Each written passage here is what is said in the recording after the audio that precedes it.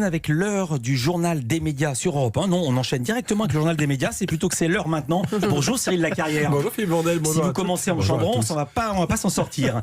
Qu'est-ce que vous avez de bon à nous servir aujourd'hui, cher Elle Cyril? est chaude, l'actualité du jour. On y trouve du dada, du pognon de dingue, de l'écologie, encore du pognon de dingue et des jolies fiançailles. Alors justement Cyril, on va commencer par la principale actu du jour.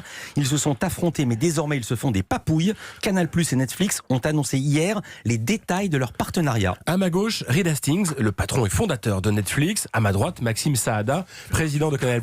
Avant, ces deux-là se montraient rarement ensemble et les voilà désormais à trinquer pour célébrer un accord qui n'est pas vraiment un mariage, mais qui est un peu plus que du concubinage. Alors concrètement, de quoi il s'agit? À partir du 15 octobre, les abonnés Canal+ pourront avoir accès à Netflix depuis leur espace Canal, ce qui n'était pas possible jusqu'ici. Alors pourquoi ce rapprochement? Réponse de Maxime Saada, le président de Canal que j'ai rencontré hier. L'idée pour nous, c'est quoi? C'est simplement de penser au consommateur d'abord et de se dire que c'est compliqué pour le consommateur de comprendre pourquoi, quand il a envie de regarder un programme, des contenus Netflix ou des contenus Canal, il ne peut pas les avoir ensemble sur la même interface. Et donc on est parti déjà de la fragmentation de l'expérience aujourd'hui et cette nécessité pour certains consommateurs de passer d'une application à une autre et que c'était vraiment pas le plus efficace et le plus compréhensible. La deuxième chose, c'est la fragmentation commerciale. De plus en plus d'offres en sport, en cinéma, en série, et donc une exigence qui pèse sur le consommateur qui devient très compliqué économiquement et donc face à ça, la nécessité de rassembler les offres et d'avoir des offres agrégées, commercialement plus attractives. Cette arrivée de Netflix ne sera évidemment pas gratuite pour les abonnés. Netflix sera intégré au pack série ciné de Canal+ et vendu 15 € pour une offre de lancement qui doit s'étaler jusqu'au mois de janvier minimum.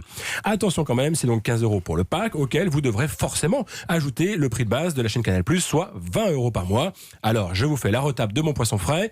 Pour ces 35 € mensuels, vous aurez droit à Canal, donc, Netflix, le bouquet de OCS d'Orange, avec le catalogue HBO, Disney Cinéma, etc., etc. Bref, en tout, 22 chaînes et services. Alors, Canal, plus seulement une chaîne, mais plutôt une gigantesque plateforme. Maxime Saada, son président, nous répond. Le métier d'agrégation de chaînes, il existe depuis le lancement de CanalSat au tout début des années 1990. Là, on est simplement en train de passer à une étape nouvelle, qui est d'agréger des applications. Mais ce métier d'agrégateur, de distributeur, ça fait maintenant depuis les années 90 qu'on l'exerce. Comme vous le savez, nous sommes le premier distributeur en France de la chaîne OCS, de la chaîne beIN Sport, et nous avons vocation à continuer à agréger des offres comme ça. Je peux citer aussi RMC Sport sur le satellite. Et c'est ainsi que Canal devient désormais le distributeur de Netflix, un géant qui se porte bien de la bouche même de Reed Hastings et son grand patron. La plateforme compte aujourd'hui plus de 6 millions d'abonnés en France. Le géant Facebook fait un geste de charité en direction des pauvres petits titres de presse. 2 millions d'euros pour soutenir la presse locale et régionale. Merci qui? Merci Facebook. L'entreprise américaine s'est mise en tête de venir en aide à quelques médias pour leur permettre, je cite, d'établir des relations solides et de confiance avec leur public. Une initiative heureuse, même si ces mêmes médias régionaux pourront rétorquer que c'était bien le minimum alors que Facebook leur a siphonné une bonne partie de la pub qui fut un temps allait se nicher dans les pages des quotidiens régionaux.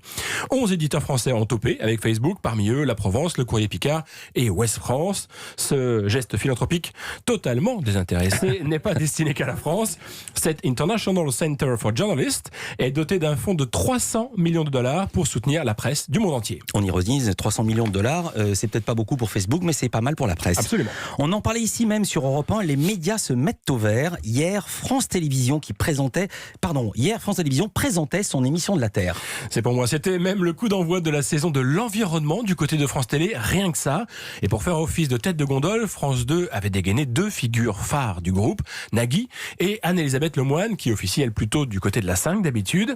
Accompagnée de Takis Candice, le numéro 2 de France Télé, ils ont présenté le concept de l'émission, qui se veut surtout un programme vous expliquant quelle bonne attitude prendre pour préserver notre petite planète. Et plutôt que de vous disperser, Nagui a un conseil à vous donner. Il est au micro d'Alexandre Omar. C'est de dire qu'on a un geste chacun, pas 100 000, mais un geste chacun à faire, mais de le choisir, ce geste, de se dire simplement, maintenant que je sais tous les leviers sur lesquels je peux agir, chacun à sa mesure. Est-ce que c'est de prendre le vélo? Est-ce que c'est de planter des fleurs sur son balcon? Est-ce que c'est de ne plus avoir de plastique à la maison? Est-ce que c'est de ne pas prendre la voiture, de ne plus prendre l'avion? La seule idée, c'est de se dire, choisissez le geste que vous pourriez faire pour au moins ne pas laisser la planète souffrir sans agir. Seulement voilà, quand le show business et même la grande famille de la télévision se met à donner des conseils, eh bien nous passons vite pour des moralisateurs déconnectés des réalités. Nous avons demandé à Anne-Elisabeth Lemoine comment éviter cet écueil. La télévision ne doit pas donner de leçons, la télévision doit donner des solutions. Moi, c'est uniquement comme ça que je considère le rôle de la télévision. Offrir des solutions, informer, ne pas donner de leçons, mais mobiliser. Envoyer le signal, vous n'êtes pas seul. On est nombreux à vouloir peut-être agir dans le même sens.